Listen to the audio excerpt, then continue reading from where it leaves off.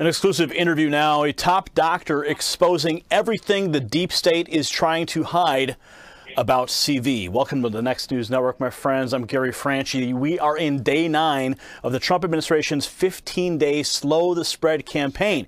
But the man who at the age of 14 in 1978 invented email, yes, the inventor and copyright holder of email.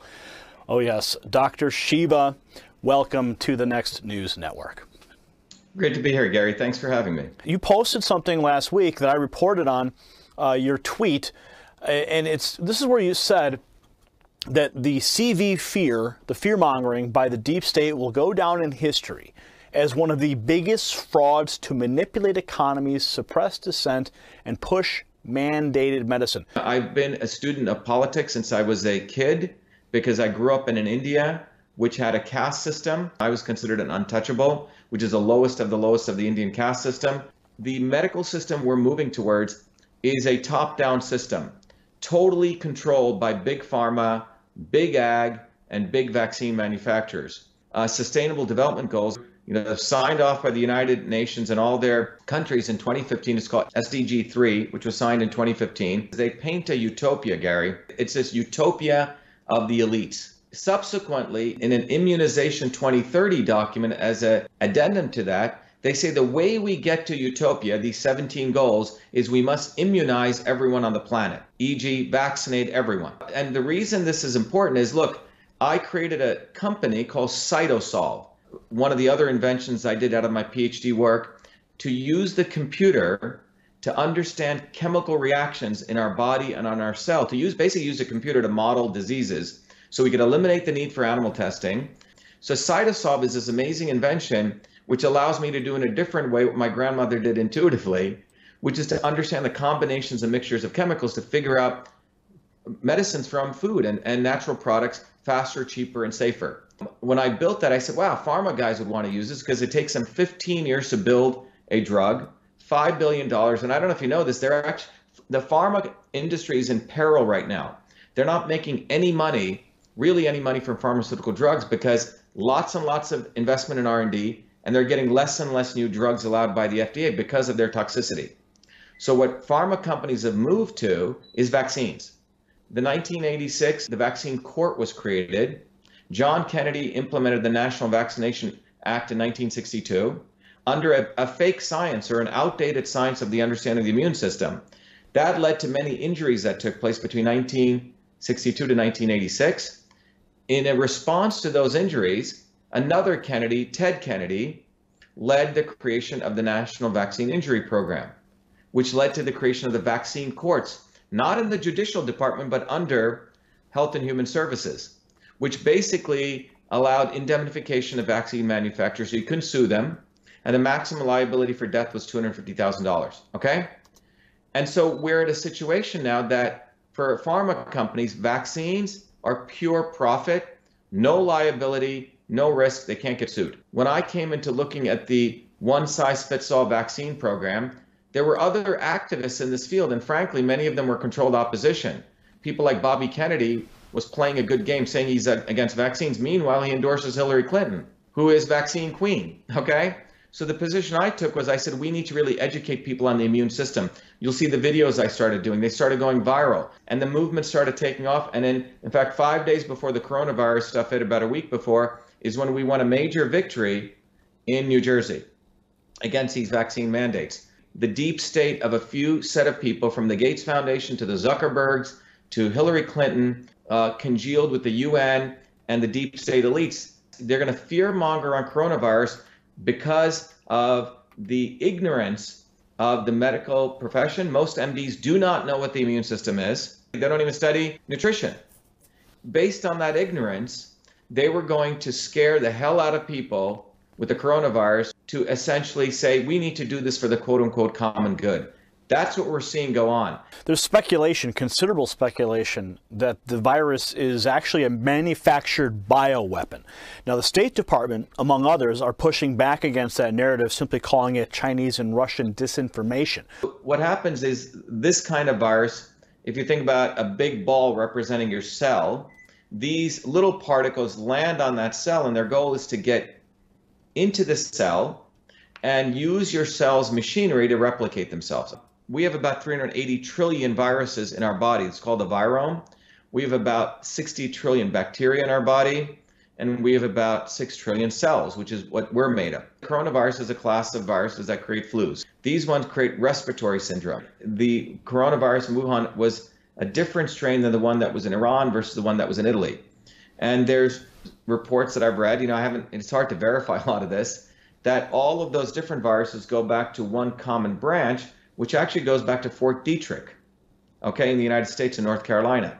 The US deep state sent people over to Wuhan, and that's how it got given in China. This is one theory. Whether it came in or not, my view is that if you believe in the concept of a set of people who don't care about the US national interests or the Chinese national interests or the Indian national interests or Italian, they're more care for their own global interests. You could view a scenario where it got created by the deep state and got put out there. What was going on at this time? Hong Kong was blowing up. Remember that? And what people do not know is 6 months before the coronavirus, there were massive anti-pollution protests by Chinese citizens in Wuhan. You don't protest in China without risking your life. It's not like they have the First Amendment there. So large numbers of people are taking to the street and protesting, tens of thousands, because the Chinese government was going to build one of the largest incinerator plants there, which was going to just spew out pollution. And the people in China, the everyday people, really care about their health, and there have been pollution protests since 2007, extremely growing. And then you don't hear any news about it. You see Hong Kong completely disappear, serves the globalists. When you're a student of politics and a student of medicine, you start seeing these connections. Of the 30 vaccines recommended by the CDC for young kids, not one of them has been a saline placebo control tested. And in fact, the one that they said they did a test on the HPV Gardasil vaccine, it was a fraudulent test. That doesn't surprise me. So what do you think is going to happen with this vaccine? Do you think they're going to roll it out? Do you think they're going to mandate it like they just passed that law in Denmark? What they're saying is there's this boogeyman called the virus, and you need the vaccine to help you stop that, okay? Boogeyman, savior. Savior's Bill Gates, Clinton Global Initiative, etc., Big Pharma. If you actually understood the immune system, it's laughable. The reality is the immune system has evolved over billions of years. We grew up in bacteria and viruses. We're supposed to play out in dirt. That's how the immune system gets turned on. So what happens is it's people who have immunocompromised immune systems, which means their immune systems are not firing on all cylinders. So imagine you have 3 cylinders, it's only firing on 2. You know what happens? The third cylinder has to take up all the effort, right? Well, that third cylinder in immunology is called cytokines. It fires so hard that it overreacts. And it starts not only attacking the virus surface, but also starts attacking your own tissue. So it's your own body attacks itself because of a weakened and dysfunctional immune system. Well, how do you get a weakened and dysfunctional immune system? Eat sugar all day. Eat a diet that's no longer has any vitamin D and nutrients. And that's why I wrote that letter to the President of the United States. This is really about immune health. This is the fact that we don't get enough vitamin D, we don't get enough vitamin A, we don't get enough vitamin C. I mean, there's other things, but we can focus on those 3 things. In Chad, in African country of Chad and Djibouti, there's only been 1 COVID case and no deaths.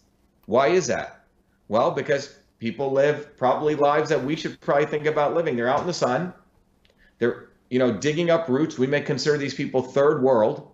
So the solution is pretty simple. At least get out in the sun. If you can't do that, you got to boost up on vitamin D, vitamin D, vitamin D. We're not getting sun. We're not getting fruits and vegetables. A depleted culture for 25 years. Monsanto, those pesticides affect the gut microbiome, which throw our gut off.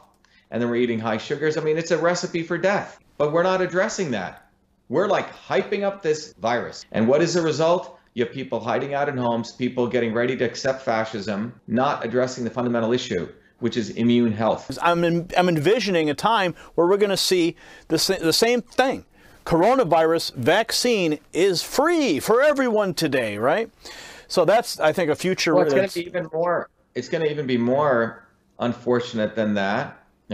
It'll be, oh, Gary, your driver's license is coming up for renewal. Did you get all your vaccines? You can't travel. Hey, you can't take the train or the bus. Hey, you can't go to the gym. You can't go here. This is where this is headed. A gym will say, well, we can't allow you in here Gary. We don't want to harm all of our other people, right? Do you remember when, who was it? Michael Jordan played with the flu. People are like, wow, look at Michael. He's playing there with the flu. He's strong, right? This entire thing is a master setup. It's chess move after chess move. And it's brought to you by Anthony Fauci. But now we're learning from the WikiLeaks drops that he is a huge supporter of Hillary Clinton, and somebody you have actually called destructive. Why should we be concerned with the advice that the president is getting from Fauci? Anthony Fauci, in my view, should be indicted. If people actually knew what this guy actually did, he's been with the government since Reagan times, 40, 50 years. And then Bush and Obama and all the presidents up to here. How did he build his career? He built his career on the false narrative that HIV causes AIDS. Peter Duesberg, who I've spoken to, who was a truly great scientist, the youngest guy to get tenure at Berkeley. And Peter said, wait a minute, there is no causal relationship between this virus, HIV, which he considered a very harmless virus, and AIDS. He was vilified, all of his grants went away. And the guy that promoted this lie was Fauci's predecessor by the name of Gallo, Robert Gallo. Robert Gallo was brought up on scientific misconduct charges. He literally stole the HIV virus from France. He couldn't produce enough of the virus because they couldn't find it. He created a bogus HIV test. Fauci came to his rescue. I think there was a power play. Fauci essentially took the lead. Gallo was put into the back, and that was the beginning of this guy's career. He writes about how he hangs out with Bono and, remember the whole AIDS and all the stupid celebrities getting involved in this nonsense, right? Oh, yeah. This was so Fauci, he's a veteran of this. This ain't his first rodeo. He learned how to create bogus science, to promote bogus science, to create the fear of HIV causes AIDS. Billions of dollars were spent on this. A lot of people died because people used drugs like AZT. I had a very good friend of mine who died from it. And, people didn't learn HIV is frankly a harmless virus. Okay? The people who were dying from it were, again, immunocompromised. Gays at that time, were having 1,500 partners. Were doing meth, amphetamines, all sorts of drugs. They were destroying their immune system. You had IV drug users who were destroying their immune system, and you had people getting blood transfusions, not because of the virus in the blood, but because they would get immunosuppressive drugs. The simple point here from a scientific standpoint is when you lower and you destroy the immune system. So Fauci doesn't want to talk about that. Everything is about the boogeyman of viruses. Fauci knows what he's doing. He is the face of pharma and vaccines, and he sees his opportunity to become, the hero in all of this. The one big narrative that I've seen that's been presented is that, well, more people die from the flu. But there's this massive, terrifying visual of people being intubated and people eating bats and all this horrific visual propaganda. And now states are in lockdown mode. National Guard has been deployed. State guards have been deployed. Tents are being set up in cities and in Walmart parking lots and hospital parking lots. And you're having this spirit of fear descend on this country and the world at large. But why don't we do the same thing for the flu? You have to understand, pharma and media work very closely together. Many years ago, one of the companies I built, I had my second life with email. I originally did it for the Clinton White House. They ran a contest. I was a graduate student at MIT to automatically read and process emails. I ended up winning that contest, Gary, and I started a company called Echo Mail. When I created that technology, I had many people starting to want to use this for analyzing email. One of the companies that was very interested in knowing about this was one of the leading PR companies in the world called Burson Marsteller. And I remember going out as a young entrepreneur, I was running my company, meeting with one of the senior executives. And this was over dinner, and he was openly boasting about how Burson helps companies in crisis management. And he was saying that Eli Lilly, at that time, was having a major problem. Prozac sales were going down. And I said, well, what did you do? He goes, well, first I went to Eli Lilly, changed their branding. Hey, you're no longer a drug company. You help the world. The second thing he goes I had them do was spin out some nonprofit companies. One of the nonprofits, he said, was a company which said, we need to protect battered women. And that organization took out ads which was full page ads, which would, if you saw it in a newspaper, would say, is your husband beating you? Do you know of someone, one of your friends, whose husband is beating them? Make sure they're taking Prozac. So they create a narrative of we're trying to help the distressed, and we are the drug company. We want to help all these darkies in Africa and India, etc. You know, we need GMOs. Gates is a savior. These guys are very clever at spending millions of dollars to create the narratives of helping the quote unquote the oppressed, and then they will inject them with their pharmaceutical drugs. These indigenous people actually knew how to take care of their health, but they don't want us to believe in our grandmothers. They want to believe in this idiot, okay, Bill Gates, who, by the way, never created DOS. He didn't write 50,000 lines of code. I did. You know, his mama and papa introduced him to people and bought someone else's DOS and flipped it. But he's a Harvard dropout, and he was able to patent his stuff, so he gets to be a gazillionaire. You see what I'm saying? Or a Zuckerberg. So these guys have built false histories of their eminence in the technology field. They leverage it to say they're going to be saviors, and that savior solution is not food, is not exercise activities. It's about injections into the bloodstream of people and to control them. That's what they're talking about. And every American needs to wake up that the lawyer lobbyists, the people I'm running against 3 lawyer lobbyists. I'm the only scientist or an inventor, a guy who works for a living. These lawyer lobbyists are the people who implement the desires of the deep state. That's what's going on. So what we're witnessing right before us should be a wake-up call to every person. I don't care if you're Democrat, Republican, Independent. The issue of health goes beyond all those parties. And what you will realize, all of those establishment parties want to hurt you and want to control you. They want to make you a little atomic unit where you become a revenue generator for people like Fauci's clan and these kind of people. And no academic at MIT, Harvard will say anything. You know why? Because they owe their grant money to people like Fauci. Because it's a cabal. If you say anything, you're out. That's what happened to Peter Duesberg. Wow. So that's what we're dealing with. And unfortunately, the president, he may have good gut instincts, but he's not able to expose these people. I have had calls from senior level economists all over the country saying, Shiva, I saw your videos. You need to keep doing them. The president is being bamboozled by this circle around him. And that's why I wrote that letter, Gary. That letter basically lays out in 4 pages very clearly what the problem is, that you have a fake science of the immune system. Here's the real science. And I actually proposed to the president a protocol, which is basically vitamin A, D, C, and some iodine. And I said, let's triage people into 4 groups. Those people COVID, let's put them in one group. Those people are immunocompromised, let's give them this group. Those people who are in critical care, let's give them a particular IV vitamin C. And the third group, who are healthy, let's give them some maintenance dose and get them back to work. That's what we should be doing, not one-size-fits-all medicine.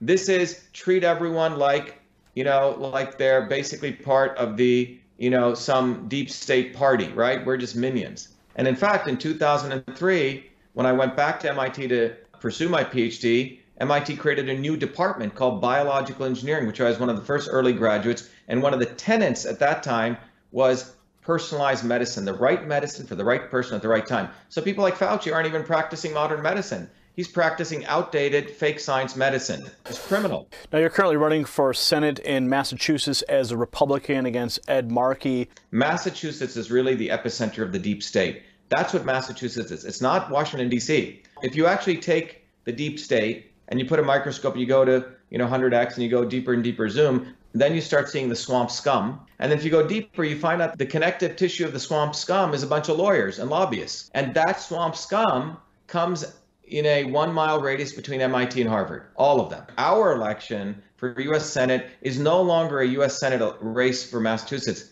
We have so many volunteers coming from below, a lot of mothers, women, and as well as from outside of Massachusetts, because they see this as an election for truth, freedom, and health. They want one of them fighting for them, a working class kid who worked his butt off. I'm running against 3 potential guys, right? Markey, who's been in Congress for 50 years. People should start asking, what can you make? Can you make a piece of software? Can you build a bridge? Do you know how to fix nothing? Because they were afraid that I would beat him, they ran another dope, Joe Kennedy. Again, a nice, guy who's a liberal aristocrat. $70,000 private schools for high school, gets into Harvard Law School, gets a nice DA job on the Cape where he can hang out with his family, hang out in the sun.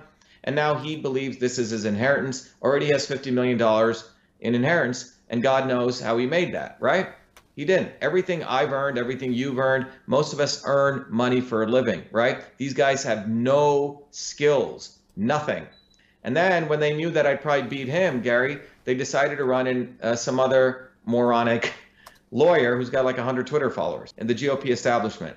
But the bottom line is this election in Massachusetts is really going to be the dialectic that represents what's going on in this country. Producers versus parasites. That's what we're looking at. Do we want to vote for producers, people who make stuff, or do we want to continue voting for parasites? And especially in a time of crisis like this, who do we want helping us? Look at who Trump's surrounded with. He's surrounded with vipers right now. Total vipers. There are really three forces in any political situation. Two of them are against the people. Only one of them is for the people. One of the forces is the existing overt establishment, openly out there to want to screw people. And everyone says, oh, yeah, they're the establishment, right? And then you have everyday people on the ground who want to change things. But in between change agents and the establishment comes a third group, what I call the NSOE, the not so obvious establishment. It's almost like a force of nature. And the not so obvious establishment is created by the establishment that speaks the rhetoric of change like Warren was just doing. I want to help the grassroots. They act as though they're for the people. When what they do is they exist to speak that rhetoric, to sucker young people who want change into their vacuum, and they suck them back into the establishment. Controlled opposition, Gary. That's what Warren is all about. She talks about she cares for people, all of this and that, but ultimately what she cares about is strengthening state capitalism, crony capitalism. And you can see that in a very simple way. The way you can test these guys on it is they always want to do regulations, right? And ultimately what you realize, regulations actually help the big guys. So she supported Dodd-Frank. Dodd-Frank actually supported banking regulations, which only 5 of the big bankers could afford. And it destroyed nearly 2,000 to 3,000, 4,000 small banks. What made America great, and hopefully will continue to, is the small banks. We have 12,000 small banks. You want to get a loan, you build a relationship with your local banker. You don't have to go to a behemoth bank like in other countries. So Elizabeth Warren's policy of regulatory policies help the big guys. Mark Zuckerberg right now wants to be regulated. You know why? Because he can keep out smaller Facebooks out because only he can be able to afford regulatory policies. So it's a backhanded way of supporting the establishment. They always speak about regulations as though that's going to help everyday people. What it does, it actually increases cost, and it's a way to keep out the small guys. Well, let's talk about some of the things Elizabeth Warren and the rest of the Democrats believe need to be included in this CV relief bill. Okay, the first one, rather shocking. I mean, the laundry list that they've included is, it's ridiculous. No voter ID to get a ballot. An anonymous ballot harvesting. How does this correlate to the pandemic, and how would this affect your campaign, your race? Well, I think there's another provision in the bill also for going cashless, right? To creating a digital cash for the... Creating a digital currency, a digital U.S. dollar. That's another point as well. Yeah. Mm-hmm. What I believe is happening right now before our very eyes is the invisible enemy, quote unquote, coronavirus, is being exploited, and this is all very well planned to execute all the imperialist agenda of the deep state. So you want to eliminate all borders. That's what essentially eliminating voter ID, IDs is. I mean, I was shocked. I never voted in my life because I didn't care for electoral politics. When Trump ran was the first time I voted because I liked the fact that he was a disruptor and he was going after both parties. And I remember going to vote. They didn't even ask for my ID. I said, you don't need my ID? They go, nope. Total opportunity for cheating. These things like the cashless society, again, they're using the fact, oh my God, we don't want people passing viruses by touching cash, right? It's basically a pretext for essentially going to negative interest rates. They own our money. Nothing is tangible. Everything is tracked. Everything you use is monitored. It's basically the advance of top-down rule. The 5G issue, I've been asked, what do I think about from a health standpoint? I haven't had a chance to go into that, but I can tell you 5G is an opportunity to put cameras everywhere with AI, the same AI we gave to the Chinese to watch lip movements. so you can understand what people are saying. It's not a future of innovation. It's a future of using technology to head us into the dark ages.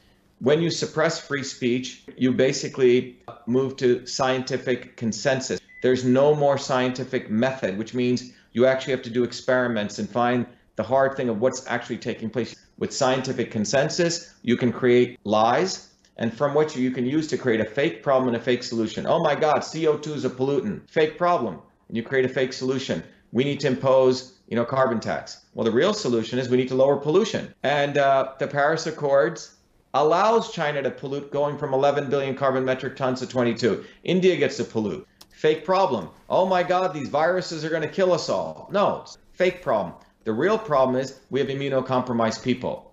The real solution is how do we beef up the immune health of people? Well, that means we have to attack corruption, because these corrupt lawyer lobbies politicians are the ones who destroyed our air, water, and food. So they don't want to talk about that. They rather move this thing to control you, quarantine you, vaccinate you. This is a black and white choice. Do you want truth, freedom, and health, or do you want power, profit, and control?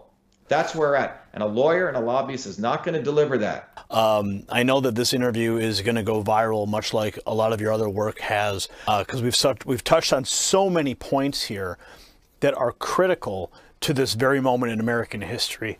I mean, we've been going on for, I think, over 80 minutes now. This was supposed to be a 30-minute interview, but I'm really happy that we were able to give you a platform here to present these ideas. We're going to make this thing viral. Everyone watching right now, please make sure you go to the website. It's on the screen, shiva4senate.com. Dr. Shiva, before we go, do you have any final thoughts? If people want to understand everything I've talked about it and to keep it simple, if you can take a piece of paper and draw a triangle. On the bottom left, put a little ball there and put freedom. On the top of it, put truth. And the bottom right, if you put health. Now, all of these things are connected. So let me explain. It is from freedom that we can unravel truth. And it is from truth we can figure out the health for our bodies, our infrastructure, our society. And it's only when we're healthy do we have the warrior spirit to go fight for our freedom. People who make something, who create something, have skills, they're really our future, because they get that climate change was a CO2 hoax. Friends watching right now, I want you to hit the links below. And if this interview inspired you, I want you to consider sharing it right now across all of your social networks. As always, we will continue the discussion in the comment section below, and that's where we'll see you next time. For the Next News Network and Dr. Shiva, I'm Gary Franchi.